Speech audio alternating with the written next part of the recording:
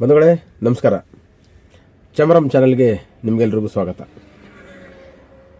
ಇವತ್ತು ನಮ್ಮ ರಾಜ್ಯದ ಮುಖ್ಯಮಂತ್ರಿಗಳಾದಂಥ ಸನ್ಮಾನ್ಯ ಸಿದ್ದರಾಮಯ್ಯನವರು ದೇವರಾಜ ಅರಸ್ ಅವರ ಲಾಂಗ್ ಡ್ಯೂರೇಷನ್ ಆಗಿದ್ದಂಥ CM ಪದವಿ ಏನಿದೆ ಅದನ್ನು ಬ್ರೇಕ್ ಮಾಡಿದ್ದಾರೆ. ಅಂದರೆ ಅವ್ರಿಗಿಂತ ಒಂದಿನ ಹೆಚ್ಚಾಗಿದೆ ಇವತ್ತು ಅಂತ ಸಂಭ್ರಮ ರಾಜ್ಯದಲ್ಲೆಲ್ಲ. ಎಲ್ಲ ಕಡೆ ಅಡ್ವರ್ಟೈಸ್ಮೆಂಟ್ಸ್ಗಳು ಕೊಟ್ಟಿದ್ದಾರೆ. ಅಂದರೆ ಸರಿಗಟ್ಟಿದ್ರು ಅಂತ ಇವತ್ತಿಗೆ ದೇವರಾಜ ಅರಸ್ ಅವರ ಆಡಳಿತದ ಅವಧಿಯನ್ನು. ಅಂದರೆ ಅತಿ ಹೆಚ್ಚು ದೇವರಾಜ ಅರಸ್ ಅವರು 7 ವರ್ಷ 238 ದಿನಗಳನ್ನು ಆಳ್ವಿಕೆ ಮಾಡಿದರು ದೇವರಾಜ ಅರಸ್ ಅವರು. ಅವರ ಅವಧಿಯನ್ನು ಸರಿಗಟ್ಟುವಂಥ ಎರಡನೇ ಮುಖ್ಯಮಂತ್ರಿ ಮತ್ತು ಅವರನ್ನು ಮೀರಿಸಿ ಈಗ ಮೊದಲನೇ ಮುಖ್ಯಮಂತ್ರಿ ಆಗ್ತಾರೆ ಸಿದ್ದರಾಮಯ್ಯನವರು. ಇನ್ನು ಅಧಿಕಾರದಲ್ಲಿ ಮುಂದುವರೆದ್ರೆ ಸಿದ್ದರಾಮಯ್ಯನವರು ದೇವರಾಜ ಅರಸರವರನ್ನು ಮೀರಿಸಿದಂಥ ಹೆಚ್ಚು ದಿನಗಳ ಕಾಲ ಮುಖ್ಯಮಂತ್ರಿ ಆಗಿದ್ದಂಥವರು ಅನ್ನುವಂಥ ಒಂದು ಕೀರ್ತಿಗೆ ಭಾಜನರಾಗ್ತಾರೆ. ಹಾಗಾಗಿ ಸಿದ್ದರಾಮಯ್ಯನವರಿಗೆ ಇವತ್ತಿನ ಈ ಸಾಧನೆಗೆ, ಅಂದರೆ ಹೆಚ್ಚು ದಿನಗಳು ಮುಖ್ಯಮಂತ್ರಿ ಸ್ಥಾನದಲ್ಲಿದ್ದ ಸಾಧನೆಗೆ ಅವರಿಗೆ ಅಭಿನಂದನೆಗಳನ್ನ ಸಲ್ಲಿಸೋಣ. ಈಗ ಈಕ್ವೇಟ್ ಮಾಡ್ಕೋತಾ ದೇವರಾಜ ಅರಸರವರ ಸಾಧನೆಯನ್ನು ಸಿದ್ದರಾಮಯ್ಯನವರು ಸರಿಗಟ್ಟಿದ್ರು. ದೇವರಾಜ ಅರಸವರು ಕೂಡ ಹಿಂದುಳಿದ ವರ್ಗದ ನಾಯಕರು ಮತ್ತು ಸಿದ್ದರಾಮಯ್ಯನವರು ಕೂಡ ಹಿಂದುಳಿದ ವರ್ಗದ ನಾಯಕರು. ಹೀಗೆ ಅನೇಕ ಕಂಪ್ಯಾರಿಸನ್ಸ್ ಬರ್ತಾ ಇದೆ. ಅವರು ಮುಖ್ಯಮಂತ್ರಿ ಆದಾಗಿಂದನೂ, ಅಂದರೆ ಮೊದಲ ಬಾರಿಗೆ ಮುಖ್ಯಮಂತ್ರಿ ಆದಾಗಿಂದನೂ ಸಿದ್ದರಾಮಯ್ಯನವ್ರನ್ನ ದೇವರಾಜ ಅರಸವ್ರ ಜೊತೆಗೆ ಹೋಲಿಸುವಂಥ ಒಂದು ಹೋಲಿಕೆಗಳು, ಪ್ರಕ್ರಿಯೆಗಳು ನಡೀತಾನೆ ಬಂದಿದೆ. ದೇವರಾಜ ಅರಸರವರು ಹಿಂದುಳಿದ ವರ್ಗದವರು, ಸಿದ್ದರಾಮಯ್ಯನವರು ಹಿಂದುಳಿದ ವರ್ಗದವರು ಹೌದು.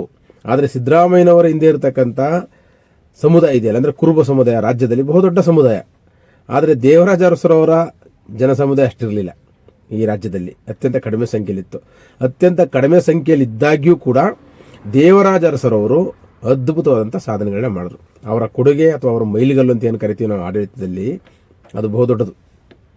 ಭೂ ಸುಧಾರಣೆ ಕಾಯ್ದೆ ಇರ್ಬೋದು, ಅಥವಾ LG ಹಾವನೂರು ಅವರ ವರದಿಯನ್ನು ಅನುಷ್ಠಾನಕ್ಕೆ ಅಂದರೆ LG ಹಾವನೂರು ಅವರ ಒಂದು ಅಧ್ಯಕ್ಷತೆಯಲ್ಲಿ ಅವರು ಹಾವನೂರು ಆಯೋಗವನ್ನು ನೇಮಕ ಮಾಡ್ತಾರೆ. ಹಿಂದುಳಿದ ವರ್ಗಗಳ ಶೈಕ್ಷಣಿಕ ಮತ್ತು ಸಾಮಾಜಿಕ ಸ್ಥಿತಿಗತಿಗಳನ್ನು ಗುರುತಿಸೋದಕ್ಕೋಸ್ಕರ. ಸೊ ಆಯೋಗ ಕೊಟ್ಟಂಥ ರಿಪೋರ್ಟ್ ಮೇಲೆ ಪ್ರಥಮ ಬಾರಿಗೆ ಕರ್ನಾಟಕ ರಾಜ್ಯದಲ್ಲಿ ಅವರು LG ಹಾವನೂರು ಅವರ ಹಿಂದುಳಿದ ವರ್ಗಗಳ ಒಂದು ಸ್ಥಿತಿಗತಿಗಳನ್ನ ಪರಿಗಣಿಸಿ ಅವರಿಗೆ ರಿಸರ್ವೇಷನ್ನ ಕೊಡ್ತಾರೆ ಪ್ರಥಮ ಬಾರಿಗೆ ದೇವರಾಜ ಅರಸರವರು. ಮತ್ತು ಉಳುವವನೇ ಭೂಮಿಯ ಒಡೆಯ ಅನ್ನುವಂಥ ಒಂದು ಕ್ರಾಂತಿಕಾರಕ ನಿಲುವು ತಗೊಂಡು ಬೇಕಾದಷ್ಟು ಜಮೀನು ಕೂಡ ಬಿಡಿಸ್ಕೊಡ್ತಾರೆ. ಅವರು ಅತ್ಯಂತ ಮೈಕ್ರೋ ಕಮ್ಯುನಿಟಿಗೆ ಸೇರಿದಂಥ ಒಬ್ಬ ವ್ಯಕ್ತಿಯಾಗಿ ದೇವರಾಜ ಅರಸವರು ಭೂ ಒಡೆತನ ಹೊಂದಿದ್ದಂಥ ಒಕ್ಕಲಿಗರು, ಲಿಂಗಾಯತರು ಇರ್ಬೋದು, ಅವರೆಲ್ಲರನ್ನ ಪ್ರಬಲ ಜಾತಿಗಳನ್ನ ಎದುರಾಕೊಂಡು ಇಲ್ಲಿರ್ತಕ್ಕಂಥ ಮೈಕ್ರೋ ಕಮ್ಯುನಿಟಿಗಳಿಗೆ ಅಥವಾ ಮೋಸ್ಟ್ ಬ್ಯಾಕ್ವರ್ಡ್ ಕಮ್ಯುನಿಟಿಗಳಿಗೆ ಅವರು ಅಥವಾ ದಲಿತರಿಗೆ ಜಮೀನುಗಳನ್ನ ಕೊಡಿಸೋದ್ರ ಮುಖಾಂತರ ಅವರೊಂದು ಅದ್ಭುತವಾದ ಕ್ರಾಂತಿಕಾರಕ್ಕೆ ಹೆಜ್ಜೆಯನ್ನು ಇಡ್ತಾರೆ. ಮತ್ತು ಮೈಸೂರು ರಾಜ್ಯ ಆಗಿದ್ದಂಥ ಈ ರಾಜ್ಯವನ್ನು ದೇವರಾಜ ಅರಸರವರೇ ಕರ್ನಾಟಕ ರಾಜ್ಯ ಅಂತ ಹೆಸರು ಮಾಡ್ತಾರೆ, ಕರ್ನಾಟಕವನ್ನು ಆಡಳಿತ ಭಾಷೆಯಾಗಿ ಮಾಡ್ಕೊಳ್ಳೋಕ್ಕೆ. ಸೊ ಇದು ದೇವರಾಜ ಅರಸರು ಈ ಥರ ಅನೇಕ ಮೈಲಿಗಲ್ಲುಗಳನ್ನ ಸ್ಥಾಪನೆ ಮಾಡ್ತಾ ಹೋಗ್ತಾರೆ ತಮ್ಮ ಆಡಳಿತದಲ್ಲಿ. ಕಾಂಗ್ರೆಸ್ ಒಡೆದೋಗುತ್ತೆ ಆ ಟೈಮಲ್ಲಿ. ಕಾಂಗ್ರೆಸ್ ಒಡೆದೋಗಿ ಸಂಸ್ಥಾ ಕಾಂಗ್ರೆಸ್ ಮತ್ತು ಇಂದಿರಾ ಕಾಂಗ್ರೆಸ್ ಅಂತ ಆಗುವಾಗ ಇಂದಿರಾ ಗಾಂಧಿ ಜೊತೆ ನಿಂತ್ಕೊಂಡು ಪ್ರಬಲವಾಗಿ ಪೈಪೋಟಿ ಕೊಟ್ಟು ಅವತ್ತು ಕಾಂಗ್ರೆಸ್ ಪಕ್ಷವನ್ನು ಈ ರಾಜ್ಯದಲ್ಲಿ ಉಳಿಸಿದವರು ದೇವರಾಜ ಅರಸರವರು. ಅಂದರೆ ಅವ್ರ ಹಿಂದೆ ಪಕ್ಷ ಅನ್ನೋದಕ್ಕಿಂತ ಅವ್ರದೇ ಅಂತ ಒಂದು ವರ್ಚಸ್ಸಿತ್ತು ದೇವರಾಜ ಅರಸರವರಿಗೆ. ದೇವರಾಜ ಅರಸರವರ ಸಾಧನೆಗಳು ಬೇಕಾದಷ್ಟಿದೆ. ತುಂಬ ಅವರು ಒಂದು ಮೈಲಿಗಲ್ಲು ಮಾಡುವಂಥ ಅಥವಾ ರಿಮಾರ್ಕಬಲ್ ಅನ್ನುವಂಥ ಸಾಧನೆಗಳನ್ನ ದೇವರಾಜ ಅರಸರು ಮಾಡಿದ್ದಾರೆ. ದೇವರಾಜ ಅರಸವರ ಆಡಳಿತದಲ್ಲಿ ಬಹಳ ಮುಖ್ಯವಾದಂಥ ಒಂದು ಗಮನಿಸಬೇಕಾದಂಥ ಅಂದರೆ ಬಾಂಡೆಡ್ ಲೇಬರ್ಸ್, ಅಂದರೆ ಜೀತ ವಿಮುಕ್ತಿಯನ್ನು ಮಾಡಿದ್ದು ಮತ್ತು ಮಲ ಹೊರುವ ಪದ್ಧತಿಯನ್ನು ಬಸವಲಿಂಗಪ್ಪರ ಮುಖಾಂತರ ನಿಷೇಧ ಮಾಡಿದ್ದು. ಸೊ ಈ ಥರದ್ದು ಕ್ರಾಂತಿಕಾರಿಕವಾದಂಥ ಹೆಜ್ಜೆಗಳಿಟ್ಟರು. ಹೀಗಾಗಿ ಹಿಂದುಳಿದ ವರ್ಗಗಳಿಗೆ ಶೈಕ್ಷಣಿಕವಾಗಿ ಮತ್ತು ಉದ್ಯೋಗದಲ್ಲಿ ಅವರು ರಿಸರ್ವೇಷನ್ನ ಕಲ್ಪಿಸಿಕೊಟ್ಟದಲ್ಲದೆ ಹಿಂದುಳಿದ ವರ್ಗದೊಳಗಡೆ ಒಂದು ರಾಜಕೀಯ ಪ್ರಜ್ಞೆಯನ್ನು, ರಾಜಕೀಯ ಶಕ್ತಿಯನ್ನು ಸೃಷ್ಟಿ ಮಾಡೋದು ಪ್ರಯುಕ್ತವಾಗಿ ಇಡೀ ರಾಜ್ಯದಲ್ಲಿ ಹಿಂದುಳಿದ ವರ್ಗಗಳು, ಅಂದರೆ ಮೈಕ್ರೋ ಕಮ್ಯುನಿಟೀಸ್ ಅಂತ ಏನು ಕರಿತೀವಿ, ಆ ಥರದ್ದೆಲ್ಲ ಹಿಂದುಳಿದ ವರ್ಗಗಳು ರಾಜಕೀಯವಾಗಿ ಒಂದು ಶಕ್ತಿಯನ್ನು ಪಡ್ಕೊಳ್ಳೋಕೆ ಸಾಧ್ಯ ಇತ್ತು. ಮತ್ತು ಹಿಂದುಳಿದ ವರ್ಗಗಳಿಂದ ಅನೇಕ ಯುವ ಜನರನ್ನ ರಾಜಕೀಯಕ್ಕೆ ಕರ್ತಂದ್ರು ಅವರು. ಸೊ ಅವರ ಒಂದು ಮಾರ್ಗದರ್ಶನದಲ್ಲಿ ಅಥವಾ ಅವ್ರ ರಾಜಕಾರಣದ ಒಂದು ಪಟ್ಟಿನಲ್ಲಿ ಬೆಳೆದಂಥ ಅನೇಕರಲ್ಲಿ ಇವತ್ತು ಶಾಸಕರುಗಳಾಗಿರ್ಬೋದು, ಮಂತ್ರಿಗಳಾಗಿರ್ಬೋದು, ಬಂಗಾರಪ್ಪ ಇರ್ಬೋದು, ಮೊಯ್ಲಿಯವರು ಇರ್ಬೋದು, ಈ ಥರ ಮೈಕ್ರೋ ಕಮ್ಯುನಿಟಿ ಅಂತ ಕರಿತೀವಿ ನಾವು. ಬಂಗಾರಪ್ಪನವ್ರದ್ದು ಈಡಿಗ ಸಮುದಾಯ, ಮೊಯ್ಲಿಯವ್ರದ್ದು ಕಡಿಮೆ ಇರ್ತಕ್ಕಂಥ ಸಮುದಾಯ. ಸೊ ಇಂಥ ಜನಸಂಖ್ಯೆಗಳಲ್ಲಿ ಕಡಿಮೆ ಇರತಕ್ಕಂಥ ಯುವಕರನ್ನ ತಂದು ಮುಂಚೂಣಿಯಲ್ಲಿ ತಂದು ಮುಖ್ಯಮಂತ್ರಿ ಮಾಡೋ ತನಕ ಅವರ ಒಂದು ಪ್ರಭಾವ ಇತ್ತು, ದೇವರಾಜ ಅರಸರ ಪ್ರಭಾವ. ಇದು ದೇವರಾಜ ಅರಸರವರು ಹುಟ್ಟಾಕಿದಂಥ ರಾಜಕಾರಣ, ಸಾಮಾಜಿಕ ನ್ಯಾಯ, ಇದು ಅವರ ಒಂದು ದೃಷ್ಟಿಯಲ್ಲಿ. ಮತ್ತು ಇವರು ಕೃಷಿಗೆ, ದೇವರಾಜ ಅರಸರವರು ಕೃಷಿಯಲ್ಲಿ ಪ್ರಬುದ್ಧತೆ ಸಾಧಿಸೋದಕ್ಕೆ ಮತ್ತು ನೀರಾವರಿಯನ್ನು ಒದಗಿಸ್ಕೊಡೋದಕ್ಕೆ, ಅದರಲ್ಲೂ ರೈತರಿಗೆ ಎಲೆಕ್ಟ್ರಿಸಿಟಿಯನ್ನು ಒದಗಿಸ್ಕೊಡೋದಕ್ಕೆ ನೀರಾವರಿಗೆ ಬಹಳ ಅದ್ಭುತವಾದಂಥ ಕೊಡುಗೆಗಳು ಕೊಟ್ಟರು. ಅವರು ಬಹಳ ಕೃಷಿಗೆ ತುಂಬ ಪ್ರಾಮುಖ್ಯತೆ ಕೊಟ್ಟಿದ್ರು ದೇವರಾಜ ಅರಸರು. ಅವ್ರ ಕಾಲದಲ್ಲಿ ನೀರಾವರಿಗಳಿಗೆ ವಿದ್ಯುತ್ ಪಂಪ್ ಸೆಟ್ ಅಳವಡಿಕೆ ಮಾಡೋದಿರ್ಬೋದು, ಈ ಥರದ್ದೆಲ್ಲ ಒಂದು ರೈತ ಪರವಾದಂಥ, ಜನಪರವಾದಂಥ ಮತ್ತು ಎಲ್ಲ ಹಿಂದುಳಿದ ವರ್ಗಗಳಲ್ಲಿ ಒಂದು ಸ್ವಾಭಿಮಾನವನ್ನು ಸೃಷ್ಟಿ ಮಾಡುವಂಥ ಅಧಿಕಾರವನ್ನು ದೇವರಾಜ ಅರಸರು ನಡೆಸಿದ್ರು. ಅಂದರೆ ಅವರ ಮೇಲೆ ಬೇರೆ ಬೇರೆ ಆರೋಪಗಳಿದ್ದಾಗ್ಯೂ ಕೂಡ ಜನಪರವಾಗಿ ಮತ್ತು ಅತ್ಯಂತ ದಕ್ಷತೆಯಿಂದ ಸರ್ಕಾರವನ್ನು ನಡೆಸಿದಂಥ ಒಂದು ಕೀರ್ತಿ ದೇವರಾಜ ಅರಸರು ಸಲ್ಲುತ್ತೆ. ಹಾಗಾಗಿ ದೇವರಾಜ ಅರಸರವರ ಒಂದು ಆಡಳಿತ ಒಂದು ಮೈಲಿಗೆಲ್ಲ ನಿಂತ್ಕೊಳುತ್ತೆ, ಅಥವಾ ಒಂದು ದೊಡ್ಡ ಪರಂಪರೆಯನ್ನು ಸೃಷ್ಟಿ ಮಾಡಿದ್ದಾರೆ ರಾಜಕಾರಣದಲ್ಲಿ ಕರ್ನಾಟಕದಲ್ಲಿ. ಅವ್ರಿಗೆ ಕಂಪೇರ್ ಮಾಡ್ಕೊಂತ ಸಿದ್ದರಾಮಯ್ಯನವ್ರಿಗೂ ಆ ಥರದ್ದೇ ಒಂದು ಮನಸ್ಥಿತಿ ಬಂದ್ಬಿಡ್ತು. ನಾನು ದೇವರಾಜ ಅರಸರ ನಂತರ ಹಿಂದುಳಿದ ವರ್ಗದಿಂದ ನಾಯಕನಾಗಿರ್ತಕ್ಕಂಥವನು ಅಂತ. ದೇವರಾಜ ಅರಸರ ನಂತರ ಬಂಗಾರಪ್ಪನವರಾಗಿದ್ದಾರೆ ಹಿಂದುಳಿದ ವರ್ಗಕ್ಕೆ ಸೇರಿದವರು, ನಿಜವಾದ ಹಿಂದುಳಿದ ವರ್ಗಕ್ಕೆ ಸೇರಿದಂಥವ್ರು ಬಂಗಾರಪ್ಪನವರು, ಎಸ್ ಬಂಗಾರಪ್ಪ ಅವರು ಮತ್ತು ಮೊಯ್ಲಿ ಅವರಾಗಿದ್ದಾರೆ. ಸೊ ಇವರೆಲ್ಲರೂ ತುಂಬ ಹಿಂದುಳಿದ ವರ್ಗಕ್ಕೆ ಸೇರಿದಂಥ ನಾಯಕರುಗಳು. ಸಿದ್ದರಾಮಯ್ಯನವರು ನಿಜವಾಗ್ಲೂ ಹಿಂದುಳಿದ ವರ್ಗದ ನಾಯಕರ ಅಂದ್ರೆ ಇಲ್ಲ. ಅವ್ರ ವರ್ಗ, ಅವ್ರ ಕುರುಬ ಸಮುದಾಯ ತುಂಬಾ ಕಡಿಮೆ ಸಂಖ್ಯೆಯಲ್ಲಿ ಇರ್ತಕ್ಕಂಥ ಸಮುದಾಯ ಏನೂ ಅಲ್ಲ. ಸೊ ಹಾಗಾಗಿ ಹಿಂದುಳಿದ ವರ್ಗದ ಪಟ್ಟಿಲಿರ್ಬೋದು. ಅಹಿಂದ ಅಂತ ಏನು ಕಟ್ಟಿಕೊಂಡು ಸಿದ್ದರಾಮಯ್ಯನವರು ಅಧಿಕಾರಕ್ಕೆ ಬಂದರೋ ಅದರಲ್ಲಿ ಅಲ್ಪಸಂಖ್ಯಾತರು, ದಲಿತರು ಮತ್ತು ಹಿಂದುಳಿದ ವರ್ಗದವರು ಅಹಿಂದವನ್ನು ಒಟ್ಟಿಗೆ ಸೇರಿಸ್ಕೊಂಡು ಅಹಿಂದದ ನಾಯಕ ಅಂತ ಸಿದ್ದರಾಮಯ್ಯನವರು ಎಮರ್ಜ್ ಆದರು. ಜನತಾ ಪರಿವಾರದಲ್ಲಿದ್ದಾಗ ಬೇಕಾದಷ್ಟು ಪೋರ್ಟ್ಫೋಲಿಯೋಗಳನ್ನ ಹೊಂದಿದ್ದಾರೆ. ಅವರು ಪಶುಸಂಗೋಪನಾ ಸಚಿವರಾಗಿದ್ದಾರೆ ಹೆಗಡೆ ಸಂಪುಟದಲ್ಲಿ, ಮತ್ತು ದೇವೇಗೌಡರ ಸಂಪುಟದಲ್ಲಿ ಹಣಕಾಸು ಸಚಿವರಾಗಿದ್ದಾರೆ, ಉಪಮುಖ್ಯಮಂತ್ರಿಗಳಾಗಿದ್ದಾರೆ, ಬೇಕಾದಷ್ಟು ಸಲ ಹಣಕಾಸು ಸಚಿವರಾಗಿ ಬಜೆಟ್ಗಳನ್ನ ಮಂಡಿಸಿದ್ದಾರೆ. ಎಷ್ಟೆಲ್ಲ ಅನುಭವ ಇದೆ ಅವರಿಗೆ. ಸೊ ಇಷ್ಟೆಲ್ಲ ಅನುಭವಗಳಿದ್ದಾಗ್ಯೂ ಕೂಡ ಒಬ್ಬ ಮುತ್ಸದ್ದಿಯಾಗುವ ಎಲ್ಲ ಅವಕಾಶಗಳನ್ನ ಸಿದ್ದರಾಮಯ್ಯನವರು ಕಳ್ಕೊಂಡ್ರು. ಕೇವಲ ಅಹಿಂದ ವರ್ಗಗಳ ನಾಯಕ ಅನ್ನೋದ್ರಲ್ಲೇ ಅವರು ಹೆಚ್ಚು ಬಿಂಬಿಸ್ಕೊಂಡ್ರೆ ಹೊರತು ನಿಜವಾಗ್ಲೂ ಅಹಿಂದ ವರ್ಗಗಳಿಗೆ ರಿಮಾರ್ಕಬಲ್ ಅನ್ನುವಂಥ ಕೆಲಸಗಳನ್ನೇನು ಸಿದ್ದರಾಮಯ್ಯನವರು ಮಾಡಿಲ್ಲ. ಅಂದರೆ ದೇವರಾಜ ಅರಸರವರಿಗೆ ಕಂಪೇರ್ ಮಾಡಿಕೊಳ್ಳುವಷ್ಟು ದೊಡ್ಡ ಸಾಧನೆಗಳು ಸಿದ್ದರಾಮಯ್ಯನವ್ರ ಲಿಸ್ಟಲ್ಲಿಲ್ಲ. ಕೇವಲ ಈ ದಿನಗಳಲ್ಲಿ ಅವರು ದೇವರಾಜ ಅರಸರವ್ರನ್ನ ಸರಿಗಟ್ಟಿರ್ಬೋದು, ಆದರೆ ಅದನ್ನು ಸಂಭ್ರಮ ಪಡೋದ್ರಲ್ಲಿ ದೇವರಾಜ ಅರಸರಿಗಿಂತೂ ಒಂದು ಹೆಜ್ಜೆ ಮುಂದೆ ಹೋಗ್ಬೋದಾಗಿತ್ತು. ಅಂದರೆ ಈ ಎರಡನೇ ಸಲ ಬಂದಾಗ ಗ್ಯಾರಂಟಿ ಯೋಜನೆಗಳನ್ನ ಏನು ಮಾಡಿದ್ರು, ಗ್ಯಾರಂಟಿ ಯೋಜನೆಗಳ ಮುಖಾಂತರ ನಾನು ಕ್ರಾಂತಿ ಆಡಿದ್ದೀನಿ ಅಂತ ಅನ್ಬೋದು ಅವರು. ಆದರೆ ಗ್ಯಾರಂಟಿ ಯೋಜನೆಗಳು ನಿಜವಾಗ್ಲೂ ಕ್ರಾಂತಿಕಾರಿಕವಾದಂಥ ಹೆಜ್ಜೆಗಳ, ಫ್ರೀ ಬೀಸ್ಗಳನ್ನ ಕೊಡೋದಿದೆಯಲ್ಲ, ಅದೆಲ್ಲ ದೊಡ್ಡ ದೊಡ್ಡ ಕ್ರಾಂತಿಕಾರಿಕ ಹೆಜ್ಜೆಗಳು ಅಂತ ಕೆಲವರು ಅವ್ರಿಗೆ ಏನೋ ಹಾಡಿ ಹೊಗಳ್ಬೋದೇನೋ. ಆದರೆ ನಿಜವಾಗ್ಲೂ ಒಂದು ಸರ್ಕಾರ, ಯಾವುದೇ ಸರ್ಕಾರ ನಾನು ಹೇಳೋದು, ಯಾವುದೇ ಸರ್ಕಾರ ಜನಗಳಿಗೆ ಫ್ರೀಯಾಗಿ ಕೊಡುವಂಥದ್ದು ಇದೆಯಲ್ಲ, ಅದು ಅವರನ್ನ ಒಂಥರ ಅಂಗವಿಕಲರನ್ನಾಗಿ ಮಾಡುತ್ತೆ. ಅದು ಅವರ ಆಲೋಚನೆ ಕ್ರಮಗಳನ್ನ ಕಿತ್ಕೊಳುತ್ತೆ. ಏನೋ ಜನ ಅನ್ನ ತಿನ್ನಕ್ಕೆ ಗತಿ ಇಲ್ಲದೆ, ಅಂದರೆ ಜನಗಳಿಗೆ ತಿನ್ನೋದಕ್ಕೆ ಒಂದೊತ್ತು ಅನ್ನವೂ ಗತಿ ಇಲ್ಲದೆ ನಿಂತಿದ್ರು, ಅವರಿಗೆ ನಾನು ಅನ್ನಭಾಗ್ಯ ಕೊಟ್ಟೆ ಅಂತ ಹೇಳುವಂಥ ಭಾಗ್ಯಗಳ ಸರ್ದಾರ ಸಿದ್ದರಾಮಯ್ಯನವರು. ಆದರೆ ಯೋಚನೆ ಮಾಡಬೇಕಾಗಿರೋದು ನಾವೆಲ್ಲಿ ಅಂದರೆ, ಈ ರಾಷ್ಟ್ರ ಅಥವಾ ಈ ರಾಜ್ಯ ಜನಗಳಿಗೆ ಮೂರೊತ್ತು ಹೊಟ್ಟೆ ತುಂಬ ಕೂಡ ಹಾಕಕ್ಕಾಗದೇ ಇರೋಷ್ಟು ಅಧೋಗತಿಗೆ ಇಳಿದಿದೆಯಲ್ಲ, ಇದಕ್ಕೆ ಕಾರಣ ಯಾರು? ಅಧೋಗತಿಗೆ ಇಳಿದಿರ್ತಕ್ಕಂಥ ಅಂದರೆ ಅಥವಾ ಇಳಿಸಿರ್ತಕ್ಕಂಥ ಸಮಾಜಕ್ಕೆ ಅನ್ನ ಕೊಟ್ಬಿಟ್ಟು ಅನ್ನಭಾಗ್ಯ ಅಂತ ಹೇಳಿದಿಲ್ಲ, ಅದು ದೊಡ್ಡ ಭಾಗ್ಯ ಅಲ್ಲ. ಅದೇನು ಇವತ್ತಿಗೂ ಒಪ್ಪಲ್ಲ, ನಾವು ಹಿಂದೆನೂ ಒಪ್ಪಿಲ್ಲ. ಎಸ್ ಎಂ ಕೃಷ್ಣ ಅವರು ಮಧ್ಯಾಹ್ನದ ಊಟ ಕೊಟ್ಟಾಗ ಕೂಡ ಮಕ್ಕಳಿಗೆ ನಾವು ಅದನ್ನ ಒಪ್ಪಲಿಲ್ಲ. ಅದ್ರ ಬದಲಿಗೆ ಒಂದು ರಚನಾತ್ಮಕವಾದ ಕಾರ್ಯಕ್ರಮಗಳನ್ನ ಹಾಕಬಹುದಾಗಿತ್ತು. ಅಂದ್ರೆ ಇವತ್ತು ಯುವಜನರನ್ನ ಅಡ್ರೆಸ್ ಮಾಡ್ತಿಲ್ಲ. ಯುವನಿಧಿ ಕೊಟ್ಬಿಟ್ಟು 2,000 ರೂಪಾಯಿ ಕೊಟ್ಬಿಟ್ರೆ ಅದೇ ಯುವಜನರ ಅಡ್ರೆಸ್ ಮಾಡ್ದಂಗೆ ಅಲ್ಲ ಅದು. ಇವತ್ತಿಗೆ ಯುವಜನರ ಕೈಗೆ, ಅಂದ್ರೆ ವಿದ್ಯಾವಂತರ ಕೈಗೆ ಕೆಲಸ ಕೊಡಬೇಕು, ಕೃಷಿಕರ ಕೈಗೆ ಜಮೀನು ಕೊಡಬೇಕು, ಜಮೀನುಗಳಿಗೆ ಸಾಕಷ್ಟು ನೀರಾವರಿಯನ್ನ ಕಲ್ಪಿಸ್ಕೊಡ್ಬೇಕು, ಅಥವಾ ಸರ್ಕಾರದಿಂದ ಸಬ್ಸಿಡೈಸ್ಡ್ ರೇಟಲ್ಲಿ ಅದನ್ನು ಪರ್ಚೇಸ್ ಮಾಡಬೇಕು, ಅಥವಾ ಸರ್ಕಾರ ಬೆಂಬಲವಾಗಿ ನಿಂತ್ಕೋಬೇಕು ರೈತರಿಗೆ.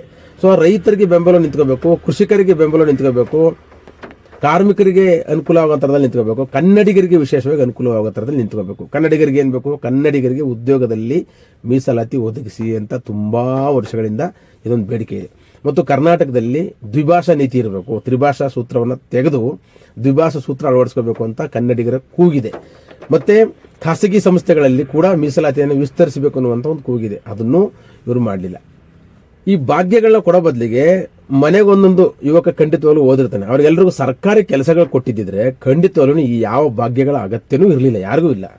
ಆ ಕೆಲಸ ತಗೊಂಡಂತ ಒಬ್ಬ ಯುವಕ ಅಥವಾ ಯುವತಿ ಅವ್ರ ಮನೆಯನ್ನು ಸಾಕ್ತಾಳೆ, ತುಂಬಾ ಚೆನ್ನಾಗಿ ಸಾಕ್ತಾಳೆ. ಆದರೆ ಇವರು ಫ್ರೀ ಬೀಸ್ ಕೊಡೋದಕ್ಕೆ ಏನು ಮಾಡಿದ್ರು? ಸರ್ಕಾರದ ಬೊಕ್ಕಸದಲ್ಲಿ ಹಣ ಖಾಲಿಯಾಗಿತ್ತು ಅಂತೇಳಿ ದಲಿತರ ನಾಯಕ, ನಾನು ದಲಿತ ರಾಮಯ್ಯ ಅಂತ ಹೇಳ್ಕೊಳ್ಳುವಂಥ ಸಿದ್ದರಾಮಯ್ಯನವರು ಮಾಡಿದ ಕೆಲಸ ಏನು ಅಂದರೆ, ದಲಿತರಿಗೆ ಮೀಸಲಿದ್ದಂಥ ದುಡ್ಡನ್ನು ಈ ಫ್ರೀ ಬೀಸ್ಗಳಿಗೆ ಶಿಫ್ಟ್ ಮಾಡಿದ್ರು. ಇದು ಮೋಸ ಅಲ್ವಾ ಇದು? ಸೊ ಯಾರ್ದೋ ದುಡ್ಡಿನಲ್ಲಿ ಎಲ್ಲಮ್ಮನ ಜಾತ್ರೆ ಮಾಡುವಂತಾರಲ್ಲ, ಈ ಥರದೊಂದು ಗಾದೆ ಇದೆ. ಹಿಂಗೆ ಸಿದ್ದರಾಮಯ್ಯನವರು ಯಾವುದೋ SCP TSP ದುಡ್ಡಿಗೆ ಮೀಸಲಾಗಿಟ್ಟಿದ್ದಂಥ ದುಡ್ಡನ್ನು ತೆಗೆದು ಅವರು ಗ್ಯಾರಂಟಿಗಳಿಗೆ ಶಿಫ್ಟ್ ಮಾಡಿದ್ರು. ಇನ್ನೊಂದು ಆರೋಪ ಇದೆ ಸಿದ್ದರಾಮಯ್ಯನವ್ರ ಮೇಲೆ. ಏನಂತ, ಈ SCP TSP ಜಾರಿಗೆ ತಂದದ್ದು ಸಿದ್ದರಾಮಯ್ಯ ಸರ್ಕಾರದಲ್ಲೇ. ಆದ್ರೆ ಅವ್ರದ್ದು ಮೇಲೆ ಒಂದು ಒಳಗುಟ್ಟು ಏನಿದೆ ಅಂತಂದ್ರೆ SCP TSP ಯೋಜನೆಗೆ ಕೋಟ್ಯಾಂತರ ರೂಪಾಯಿನ ಅಂದ್ರೆ ಎತ್ತಿಟ್ಬಿಡ್ತಾರೆ, ರಿಸರ್ವ್ ಮಾಡ್ತಾರೆ ಸಿದ್ದರಾಮಯ್ಯನವರು. ಆಮೇಲೆ ಏನ್ ಮಾಡ್ತಾರೆ ಅಂದ್ರೆ ತಮಗೆ ಬೇಕಾದ ಸಂದರ್ಭದಲ್ಲಿ ಬೇಕಾದ ಕಡೆಗೆ ಡೈವರ್ಟ್ ಮಾಡ್ಕೊಳ್ಳಕ್ಕೆ ಇಲ್ಲಿಂದ ದುಡ್ಡು ತೆಗೆದು ಅಂದ್ರೆ ಈ ಕಡೆ ಕೊಟ್ಟಂಗೂ ಆಗ್ಬೇಕು, ಜನಗಳ ಕಣ್ಣಿಗೆ ಏನು ದಲಿತರಿಗೆ ಸಿದ್ದರಾಮಯ್ಯನವರು ಇಷ್ಟೊಂದು ಮಾಡ್ತಾವ್ರಲ್ಲ ಅಂತ ಅನಿಸ್ಬೇಕು. ಈ ಜನಸಾಮಾನ್ಯ ದಲಿತ ಮತದಾರರಿಗೆ ಸಿದ್ದರಾಮಯ್ಯನವರು ಬೇಕಾದಷ್ಟು ದುಡ್ಡನ್ನು ನಮಗೆ ವಿನಿಯೋಗಿಸ್ಬಿಟ್ಟಿದ್ದಾರೆ ಅಂತ ಅನಿಸ್ಬೇಕು. ಆದ್ರೆ ಯಾವ ಕಾರ್ಯಕ್ಕೂ ಅದು ವಿನಿಯೋಗ ಆಗಲ್ಲ. ಇವತ್ತಿಗೂ ನೋಡಿ, ಸಮಾಜ ಕಲ್ಯಾಣ ಇಲಾಖೆಯಲ್ಲಿ ಇರ್ತಕ್ಕಂಥ ಹಾಸ್ಟೆಲ್ಗಳಲ್ಲಿ ಬೇಸಿಕ್ ಫೆಸಿಲಿಟೀಸ್ ಇಲ್ಲ. ಮತ್ತು ವಿದೇಶಕ್ಕೆ ವ್ಯಾಸಂಗಕ್ಕೆ ಹೋಗುವಂತ ಅನೇಕ ವಿದ್ಯಾರ್ಥಿಗಳಿಗೆ ದುಡ್ಡನ್ನ ಪ್ರತಿ ವರ್ಷ SCP ಅಥವಾ TSP ಒಂದು ಯೋಜನೆಯಲ್ಲಿ ಬೇಕಾದಷ್ಟು ದುಡ್ಡು ಕೊಡಬಹುದು, ಅದಿಲ್ಲ. ಅಥವಾ ಬೋರ್ವೆಲ್ ಕೊರೆಸ್ಕೊಳ್ಳೋದಕ್ಕೆ SCP TSP ಹಣವನ್ನು ಖರ್ಚು ಮಾಡಿ SC ಅಥವಾ ST ಸಮುದಾಯದವರಿಗೆ ಹೆಚ್ಚೆಚ್ಚು ಬೋರ್ವೆಲ್ ಹಾಕ್ಸ್ಕೋಬಹುದು, ಅದಕ್ಕೂ ದುಡ್ಡಿಲ್ಲ ಅವ್ರ ಹತ್ರ. ಅಥವಾ ಅವರಿಗೆ ಒಂದು ಫೈನಾನ್ಷಿಯಲ್ ಸಾಲಗಳು ಕೊಡಬಹುದು, ಸ್ವಂತ ಉದ್ಯಮಗಳನ್ನ ಹಾಕೊಳ್ಳೋದಕ್ಕೆ, ಅಂಥದಕ್ಕೂ ದುಡ್ಡಿಲ್ಲ ಅಂತ ಹೇಳ್ತಾರೆ. ಕಡಿಮೆ ಸಂಖ್ಯೆ, ಎಷ್ಟು ಸಂಖ್ಯೆ 20 ವರ್ಷದಿಂದ ಇದೆಯೋ ಅದೇ ಸಂಖ್ಯೆನಲ್ಲಿ ಇವತ್ತಿಗೂ ಮುಂದುವರಿಸ್ತಿದ್ದಾರೆ ಹೊರತು ಅದನ್ನ ಸಂಖ್ಯೆ ಜಾಸ್ತಿ ಮಾಡಬೇಕು, ಫಲಾನುಭವಿಗಳ ಸಂಖ್ಯೆನ, ಅದೇನು ಮಾಡಿಲ್ಲ. ಇವ್ರೇನ್ ಮಾಡ್ತಾರೆ, ಅಲ್ಲಿ ದುಡ್ಡು ಹಾಕ್ತಾರೆ, ಜನಗಳ ಕಣ್ಣಿಗೆ ಬಜೆಟ್ ಅಲ್ಲಿ ಇಷ್ಟೊಂದು ದುಡ್ಡು ಅಲೋಕೇಶನ್ ಆಗಿದೆ SCP TSPಗೆ ಅಂತ ಜನಗಳ ಕಣ್ಣಿಗೆ ಕಾಣಿಸ್ಬಿಟ್ಟು ಅದೇನ್ ಅನ್ಸುತ್ತೆ ಅಂದ್ರೆ ನಮ್ಗೆ ಇಷ್ಟೊಂದು ದುಡ್ಡು ಹಾಕಿದ್ದಾರೆ ಅಂತ ಅನ್ಸುತ್ತೆ. ಆದ್ರೆ ಆ ನಂತರ ಅದನ್ನ ದುಡ್ಡುಗಳನ್ನ ತೆಗೆದು ಬೇರೆ ಕಡೆ ಡೈವರ್ಟ್ ಮಾಡೋದು ಯಾರಿಗೂ ಗೊತ್ತಾಗಲ್ಲ. ಇದು ಸಿದ್ದರಾಮಯ್ಯನವರ ದಲಿತ ಪ್ರೇಮ.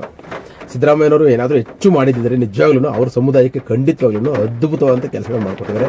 ಅಥವಾ ಅವ್ರ ಸಮುದಾಯದ ನೌಕರರಿಗೆ, ಅವ್ರ ಸಮುದಾಯದ ಉದ್ಯಮಿಗಳಿಗೆ ಬೇಕಾದಷ್ಟು ಮಾಡಿಕೊಟ್ಟಿದ್ದಾರೆ.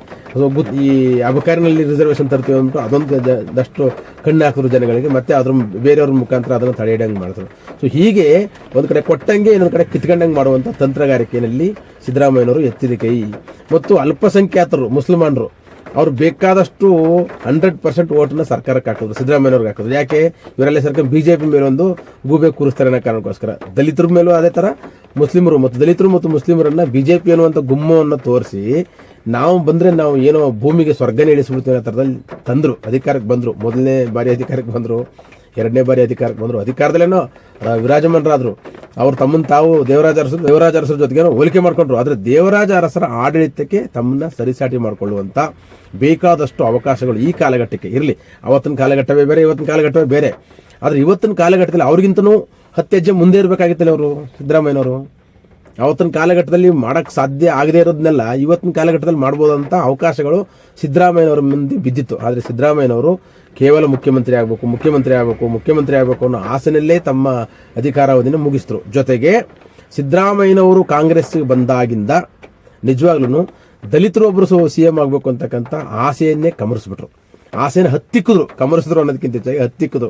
ಇದು ಎಲ್ಲರಿಗೂ ಗೊತ್ತಿರತಕ್ಕಂಥದ್ದು. ಸಿದ್ದರಾಮಯ್ಯನವ್ರ ಮೇಲೆ ಈ ತರ ಮಾತಾಡುವಾಗ ಅನೇಕ ದಲಿತ ನಾಯಕರುಗಳಿಗೆ, ದಲಿತ ಸಾಹಿತಿಗಳಿಗೆ, ಹೋರಾಟಗಾರರಿಗೆ, ಚಿಂತಕರಿಗೆ ಬೇಜಾರಾಗ್ಬೋದು. ಯಾಕಂದ್ರೆ ತುಂಬಾ ಜನ ದಲಿತ ಹೋರಾಟಗಾರರು, ಸಾಹಿತಿಗಳು ಸಿದ್ದರಾಮಯ್ಯನವ್ರ ಮೇಲೆ ತುಂಬಾ ಪ್ರೀತಿ, ಅಭಿಮಾನ ಮತ್ತು ಗೌರವಗಳು ಇಟ್ಕೊಂಡಿದ್ದಾರೆ. ನಾನು ಆ ಪ್ರೀತಿ ಗೌರವ ಇಟ್ಕೊಂಡೇ ಮಾತಾಡ್ತಿದ್ದೀನಿ ನನಗೆ. ಆದ್ರೆ ಈ ವಿಮರ್ಶೆಗಳನ್ನ ಮಾಡ್ಲೇಬೇಕಲ್ಲ ನಾವು. ಸೊ ಅವ್ರು ಬೇಜಾರಾಗುತ್ತೆ ಅನ್ನೋ ಕಾರಣಕ್ಕೋಸ್ಕರ ನಾವು ಸತ್ಯಗಳನ್ನ ಹೇಳ್ದೇ ಇರಕ್ಕಾಗುತ್ತಾ? ಏನಂತ ರಿಮಾರ್ಕಬಲ್ ಬದಲಾವಣೆಗಳನ್ನ ಸಿದ್ದರಾಮಯ್ಯನವರು ಮಾಡಿದ್ರು ಅಂತ ಅವ್ರು ಹೇಳ್ಬೇಕು. ಸೊ ಸಿದ್ದರಾಮಯ್ಯನವರು ದಲಿತರನ್ನ ಮುಖ್ಯಮಂತ್ರಿ ಆಗೋದ್ರಿಂದ ವಂಚಿಸಿದ್ರು ಅನ್ನುವಂಥ ಆರೋಪಗಳು ಕೂಡ ಇದೇ ದಲಿತರು ಮಾಡ್ತಾರೆ, ಸುಳ್ಳಲ್ಲ. ಪರಮೇಶ್ವರ್ ಅವ್ರನ್ನ ಚುನಾವಣೆಯಲ್ಲಿ ಆ ಸರಿ 2013-14 ಸಂದರ್ಭದಲ್ಲಿ ಗೆದ್ರೆ ಮುಖ್ಯಮಂತ್ರಿ ಆಗೋಗ್ತಾರೆ, ಟಫ್ ಕಾಂಪಿಟೇಟರ್ ಆಗೋಗ್ತಾರೆ ನನಗೆ ಅನ್ನೋ ಕಾರಣಕ್ಕೋಸ್ಕರ ಪರಮೇಶ್ವರ್ ಅವರನ್ನ ಸೋಲಿಸಿದ್ರು ಇವರು ರಾಜಕೀಯ ತಂತ್ರಗಾರಿಕೆ ಮಾಡಿ ಅನ್ನುವಂಥ ಒಂದು ಆರೋಪ ಇದೆ. ಪರಮೇಶ್ವರ್ ಸೋತರು ಆ ಟೈಮಲ್ಲಿ. ಮತ್ತು ಖರ್ಗೆ ಅವ್ರಿಗೆ ಸೆಂಟ್ರಲ್ ಕರೆಸ್ಕೊಳ್ಳೋದಕ್ಕೆ ಒಂದು ಪ್ಲಾನ್ ಮಾಡಿ ಕೇಂದ್ರ ರಾಜಕಾರಣಕ್ಕೆ ಅವ್ರನ್ನ ಶಿಫ್ಟ್ ಮಾಡಿಸ್ಕೊಂಡ್ರು. ಇಲ್ಲಿ ನನಗೆ ಕಾಂಪಿಟೇಟರ್ ಇರಬಾರ್ದು ಅನ್ನೋ ಕಾರಣಕ್ಕೋಸ್ಕರ ಅನ್ನುವಂಥ ಆರೋಪಗಳಿದೆ.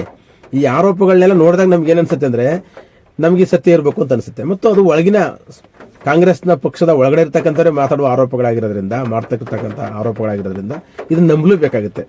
ಜೊತೆಗೆ ಸಿದ್ದರಾಮಯ್ಯನವರು ಒಂದ್ಸಲಿ ಮುಖ್ಯಮಂತ್ರಿ ಆದ್ಮೇಲೆ ಅವ್ರ ಕನಸು ಮತ್ತೆ ಏನಾಯ್ತು ಅಂದ್ರೆ ದೇವರಾಜ ಅರಸವರ ಆಡಳಿತವನ್ನು ಸರಿಗಟ್ಟಬೇಕು ಅನ್ನೋದ್ರಲ್ಲೇ ಅವ್ರ ಕನಸು ಬಂತು ಹೊರತು ನಾನು ಇನ್ನೊಬ್ರಿಗೆ ಬಿಟ್ಕೊಡ್ಬೇಕು ಅನ್ನುವಂಥ ಉದಾರತೆಯನ್ನು ಸಿದ್ದರಾಮಯ್ಯನವರು ತೋರಿಸಲೇ ಇಲ್ಲ. ದೇವರಾಜ ಅರಸು ಸಂದರ್ಭದಲ್ಲಿ ಬೇರೆ ಇತ್ತು. ಯಾಕಂದ್ರೆ ಅವರು ಇಂದಿರಾ ಗಾಂಧಿಗೆ ನಿಷ್ಠರಾಗಿ ನಿಂತಿದ್ರು.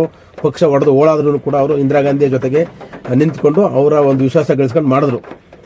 ಈಗ ಸಿದ್ದರಾಮಯ್ಯನವರಿಗೆ ದಲಿತರೊಬ್ಬರನ್ನ ಮುಖ್ಯಮಂತ್ರಿಗೆ ಅವಕಾಶ ಬಿಟ್ಕೊಟ್ರೆ ಸಾಕಿದ್ವಿ, ಏನ್ ಮಾಡಬೇಕಾಗಿರಲಿಲ್ಲ. ಮಾಡುವ ಅವಕಾಶ ಇತ್ತು.